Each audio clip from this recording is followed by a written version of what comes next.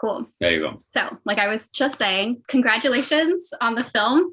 Thank you. I'm sorry it didn't get a theatrical release, but honestly, I can't help but feel this is such a perfect film to watch at home and just to remind people of like just like happier times and warmer times from their lives. Yeah, like hopefully you get out and look for some adventure or some water to go and splash into. Yeah, absolutely. It had me excited to possibly travel again. So like that's always a good thing. And to Italy, which I've never been. But yeah, so something I really loved about this film was I loved how, I mean, I just adored it. It was such a sweet little slice of life film. And I feel like as an American, we don't really get a lot of these types of films. And especially in animation, we kind of get like these really big actiony kind of films. And it's not that there wasn't, obviously, there was the exciting race at the end. But I kind of just loved that the stakes were smaller. It was more of a genre film in that, yeah, it was very slice of life. Was there a kind of a struggle to kind of get that off the ground, or was Pixar really on board with that at the beginning? Yeah, I think it's a great question. I think there wasn't at the beginning. We ourselves had too much meat on the fire there. We needed to strip things out. We wanted to be focused on kids, but our beginning was like a little bit like, what if it's a Stand By Me kind of adventure? And we wanted to be in the world of kids, obviously, as Stand By Me does beautifully. But there was still a little bit of a quest, and it in the first couple of screenings, we put up the boards. We quickly realized it's like there's just too much. This doesn't fit in. The relationship is what's at the core. Mm-hmm. Let's focus on the relationships.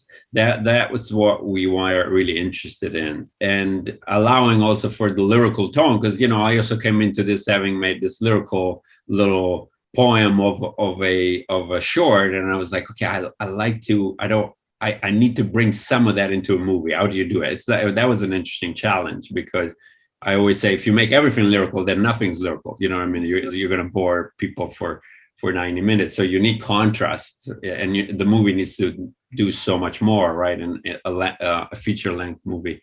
So it was an interesting challenge, and it kind of quickly told us less is more. Mm-hmm. And so then the challenge, so I think the studio actually was on board and recognized that the charm is in the relationships. And then it was really about the interesting kind of writing challenge was like, what is a good ending enough to pull you through it? Yeah. Because and then so the relationships and their friction and now what it goes in and out is really what we hung everything around. Mm-hmm. And then it was a little bit about finding this race, and this silly triathlon was our solution. We didn't have that until halfway the process. Okay, yeah, I was wondering about that because, yeah, I feel like this film, it flows so naturally and like just so effortlessly. And I think it is because the relationships, like you said, are the core of it. And the simple story, I say simple, that's that's not a strong enough word because that kind of sounds reductive. But like that simple story just kind of leaves so much room, like, and so much, for me, there was so much of a sandbox because I feel like even just reading some of the reviews and stuff, of course, even like the interpretations that people get from it are so different. Yeah. Was that something you were expecting too, or has that been kind of hopefully a pleasant surprise to see all the different reads and all the different life experiences? Yeah, it was a wonderful surprise. I mean, we were intentional in wanting to make sure that the metaphor of sea monsterness could be open. That was intentional because we felt like, well, listen, we don't. I went through my own experience of being an outsider, right? But I feel like everyone is going to have their own. Yeah. So at that age, especially, right? Because you're looking for yourself. You don't know. You might know who you are, but you might not. So I thought that what felt right is that the metaphor felt visceral for many people. Like, oh yeah, I was growing every day and I felt like a monster, or, you know what I mean? Like there's a lot of, or I was ashamed, or, of course, someone has pointed out like, oh, is this actually about being a refugee or about race or about, identity. And so I actually, love that it's getting a lot of it's not where it was born for me, because my best friend and I were just nerds and felt like outsiders, but we identify as straight men. But I do love that it's speaking, we wanted to speak to all the ways we all feel different. So I embrace the LGBTQ community, seeing themselves in it. It's also a story of owning your identity. So it is here I am. This is my true self, and I am not going to hide it, right? Because I do feel we're so often sometimes one thing with a group, one other thing with another. So it does have this wonderful, you have to, I'm not going to look for your acceptance. Here I am, let the chips fall where they may, which is a bit coming out for sure. I can see that why people are really feeling that. Mm-hmm. Yeah, and I really did like too. This is a spoiler episode, but I loved at the end. They go their separate ways, and they start out kind of as this pair. The one clearly looks up to the other one, and then they kind of start to diverge in their interests and their paths, and they kind of, and LUCA especially obviously like grows into himself more, and then at the end they their paths diverge, and I feel like that's such a painful thing you have to experience in childhood. And I love too, though, at the same time, it's not that means a friendship is over necessarily. Like, even if they don't see each other, which I wholeheartedly am like, no, he's going to go back in the summer. And I'm like, they're going to see each other again. But just like that painful kind of realization that like, oh, I'm like, we're growing differently. And like, that's not a bad thing. And that you can still be friends. I think that's such an important thing for kids to see, and probably adults too. Yeah, I mean, I'm glad you feel that way, because I actually think once we found that ending, which wasn't right away, it really gave us a North Star, because it felt emotional. It felt like, well, okay, here's what we're saying about friendship now deepens a tiny bit, because we're saying, yeah, aren't these these amazing friendships are part of who we become, right? Because they help us get there.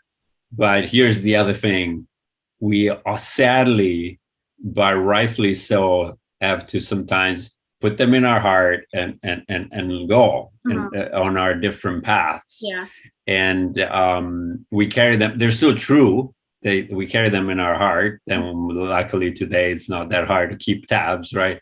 But I think that I also experienced that moment many times, having had to also leave family and leave my home, so it really gave me something that I felt confident in, and I could, fight for as an important kind of North Star where the movie was going to lead us to.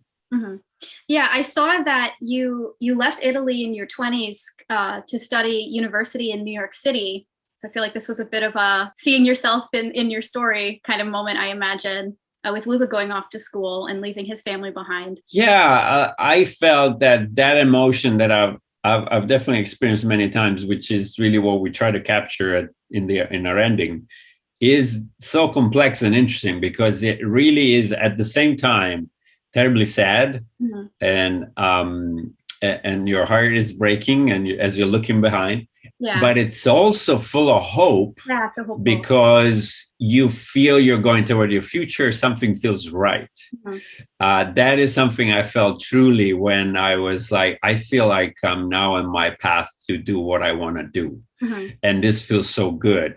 But at the same time, you have this look back and forth. So I thought that emotion was so interesting, and we really try to capture it in our ending. Do you still have family in Italy?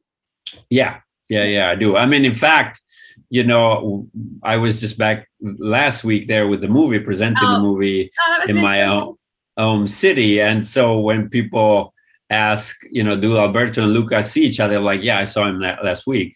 I saw my best friend Alberto last week, and it was very sweet. He was even part of some of the press. And we're still, what's wonderful, this actually is another opportunity to get in touch. Yeah. But I love that he's 2-year-old, so the movie loved it. And the first thing he asked him was like, but do Alberto and LUCA see each other? And is that like, yeah, well, they do. And they have 2 wonderful families, and they're, they're far, but they see each other.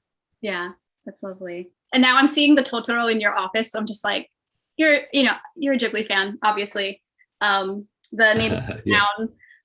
I have to ask, so the cat Machiavelli, I personally was getting very heavy vibes from the cat from Whisper of the Heart. I just was wondering, was there a specific Ghibli cat that Machiavelli was influenced by, or was it a different cat maybe, or a composite? I think the Whispers of the Heart guy is. I mean, they have a chubby cat. When you start drawing chubby cats, he's hard. He's hard to avoid. Yeah, he's pretty great. And he also had this, I'm pissed off kind of mood. So funny. Yeah, I think it was a bit of a mixture of that and. My wife's family had this cat named Evo, which was the hugest black and white cat I've ever seen, and I remember watercoloring him a lot in when I visited them, my in-laws. Mm-hmm. So he would look mad, and then I would think almost every cat in Italy, because the other side of the inspiration is like when you're in the streets. Mm-hmm. There's a lot of cats in Italy. There's a lot. They're in the streets, and people give them food in the streets. So there's a lot of.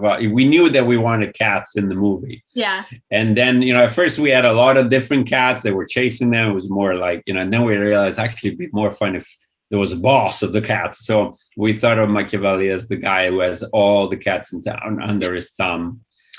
I think one of the drawings that Maria E did, who helped us design him. Had him like saying leave, and after all the cats had brought him food. Oh my god! Yeah, he's the one guy who does look like he's related to the Corleone family.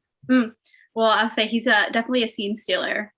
So I was going to ask, I have some technical questions, but there were certain things that stuck out to me right away as someone who has worked in the industry. So the mouth shapes, not to just completely jump to a totally different conversation, but that's all right. That was just something I noticed. And then the second time I was just like, what are some cool things I can notice? And right away, the mouth shapes and the kind of the way that this film was pushed kind of felt more cartoony than other Pixar films. Again, I feel like that's a weird way to say it because obviously they are cartoons, but it was pushed a bit, and some of the mouth shapes and the way that they were facing the camera and what were the choices there. Yeah, it started with the design that came from this very kind of round language. So LUCA is a big eyed circle of sorts, right?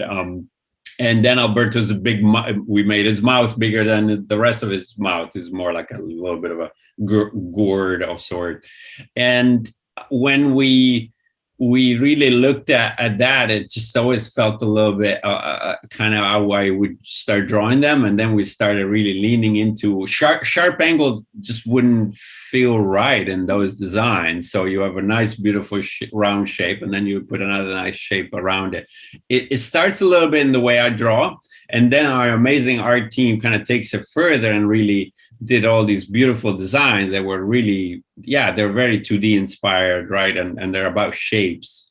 But what really happened that was really even more exciting, then we went into animation, and then we started exploring bringing different inspirations. So yes, we looked at limited 2D, and is there any timing to be inspired there? So you'll notice that our timing is playful, cartoony. We have what we called multi-limbs. Yeah, which, I noticed multi-limbs. It's a cartoon. So that actually came from one of my storyboards that I had done a quick storyboard, and he's running fast, and I'm like, okay, let's go for it. And it was like, well, there's something kind of fun there. Let's try and capture it, right?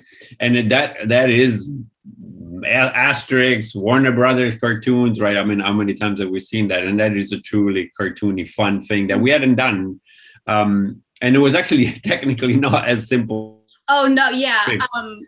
No, for sure. I was sitting there kind of teching it out because I had worked on the Peanuts film, and I remember how challenging it had been to translate those characters. And I feel like the way that they did it, that I kind of suspected maybe Pixar had figured it out or read the SIGGRAPH paper or something, was, it was kind of depending on the angle of the character's head to the camera, that the rig of the mouth, the shape would change. And it would either be that kind of funny side profile, when Luca's mom does the dolphin impersonation, where we have just the full, or sometimes when the first time Alberto eats pasta, you see the cute side shape. Yeah. And then other times it's just, this cute little kind of Yeah. oval on their mouth. And I was just like, That's right. man, Yeah, like, yeah. this was probably so hard for them. Like I just was like, Yeah, I mean, you're picking out the right thing. And the way we solved that, I don't think we did huge tech difference. It was either cheated and snapped quickly, so that from one moment you get more of an open. But it's really what you're talking about is the difference between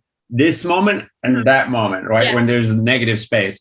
And yeah, we really wanted to have fun with that. We even have one shape we call trumpet mouth, which is actually a true, like a huge, like a gourd with a little, and some ooh sounds, we would go for that. So it's more cartoony. And that really came from the animators being really inspired by some of we really set together, like, how do we push it? These are kids. We want a kids world.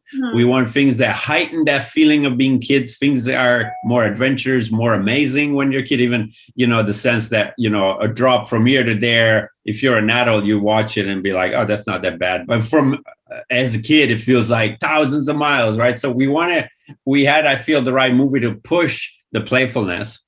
And with them, we looked at, Future Boy Conan limited animation runs. How do you hold the pose? We looked at Castello Cagliostro and the beautiful, how certain pose in that more limited to the animation get held and then out quickly. So we didn't want to go and do limited animation, but we thought that we could influence our timing with it. And they really took it on. It was so much fun. The other one, which going to the mouth that you're mentioning, the other one that I always thought, like, there's something so charming about the mouth, the lip sync in Wallace and Gromit and Aardman. And that's another thing we looked at, and it's like, okay, well, how could we, at first we even tried animation on ones, smooth animation, and the mouth on twos. And it was charming, very Aardman-like, but it's distracting. So it was too much. So then we're like, oh, how do we, well, there's some simplification to the lip sync that Aardman does that we normally would hit more shapes in the mouth. And we thought, well, let's do less. So we kept on thinking like, well, maybe there's a charm to less. So again, we still went into ones, and we have slightly, but it is actually way snappier than most of other cartoons, other movies. The last thing I'll say, another fun thing that to me was interesting is that you have the swimming world, the underwater world, which you have this beautiful simulation of hair and everything is kind of fluid. So I love that we had contrast to play with, even in the animation style, which was another thing we were after a bit. Oh man, that was another thing. The transformations. One thing that I clocked was we would see like the beautiful, like the camera would move up and their arms and their hair would pop and everything. And we never saw the tail. And I was kind of just like, well, we don't need to. And also I was like, maybe that just was like an annoying technical thing. Like, again, it's not a criticism. It was just like, they never showed the tail. Like that is probably like, it's just annoying. I don't blame the tech team for not wanting to figure out the tail. Like how did like shrink, it's going to shrink into his butt. I think it would have been a bit distracting. So we stayed away from it. It was an impossible puzzle. So when you get into those as a director, you're kind of like, how do we make sure the audience doesn't think about it as he's watching the first time? So I kept on thinking, it's okay if that night you go to your refrigerator getting some milk and you go like, wait a second, that's all right. But I didn't want you to be distracted on the first viewing. That was my goal with the tail, because there's some impossibilities with the pants. Yeah. So I was going to ask too, I've seen the two main actors, the voice actors, I've seen their work, but the girl who played Julia, Emma Berman, it doesn't seem like she's had much like professional experience. So like what a find that she was. Amazing. Her voice is so cute. And then I saw some B-roll and it's like she sounds like her, and I was like, that just adorable scratchy quality to her voice. Yeah. I mean, they all three of them were absolutely fantastic. Yeah, absolutely. But you're right. We found in Luca and Alberto with Jacob and Jack Dillon, we couldn't have found young actors that had more experience. They were very successful and experienced. Yeah. And with her, we couldn't have found someone more talented and newer to this. She had been in school plays and so no, but there was, I think when casting kids, I wanted a naturalistic feel. So I knew that acting or not acting, you needed to find someone who felt like the character. Mhm. And so when the first time we met Jack Dylan, you're like, I would follow this guy and get myself in trouble. I know he's a skateboarder. He's confident. He's a talker. Yeah. He's amazing. He's a great improviser. So I knew that was going to work. And for Emma, there was just a joy bubbling from her. The chuckles would just burst, out of nowhere. So it was and that texture. I mean, she's super talented. She really brought so much to her. She was quick. She was also quick to learn some Italian. I think logically speaking, it would have been great if she was Italian. We could not find someone, that really fit the bill, but she has Russian descent and her Italian pronunciation is really spot on. So we worked a bit with her, and for some reason there's some overlap in vocal ability. Mm-hmm. Yeah. Julia was such a cute character. I loved her. Her nose was so cute. And I loved that, I guess with this film, you guys went with like kind of more like painterly, like it felt like their ears and their noses had like just really cute qualities in terms of like more of a painted texture. And I feel like that kind of, again, there's something deceptively complex about that simple style. I'm sure like preaching to the choir of you having to discover it with like your art directors and whatnot. Yeah, no, skin tones have been something that have been bugging me for years, to be honest, because on La Luna, we tried to do that and we didn't have the time. And it was really hard because I wanted to bring some texture, right? And be a little less, be more expressive, like our drawing. So, when I draw stuff, I just love the rouge. That's part of kind of my style, and I think it brings a life to characters, and so we really worked hard on. There's not going to be pores. There's not going to be the realism that sometimes we do, and we're going to bring a texture that is actually made by us and watercolor paper, pastels, and so I'm glad you felt it because it was like trying to bring that warmth that artists made.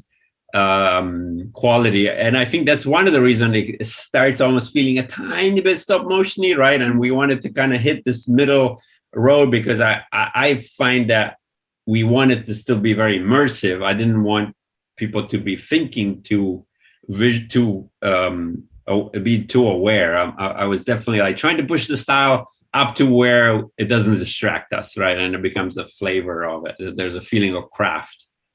Yeah, no, I would say you definitely achieved like the rare like timeless CG look somehow. So big congrats there. I think that's all the time that we have. But thank you. This was so lovely to chat with you. My pleasure, Jen. It was fun. Yeah. Silenzio Bruno. Silenzio Bruno. Louder. Silenzio Bruno. Silenzio Bruno. Silenzio Bruno. Silenzio Bruno. Can you still hear him? Nope, just you. Good. Now hang on.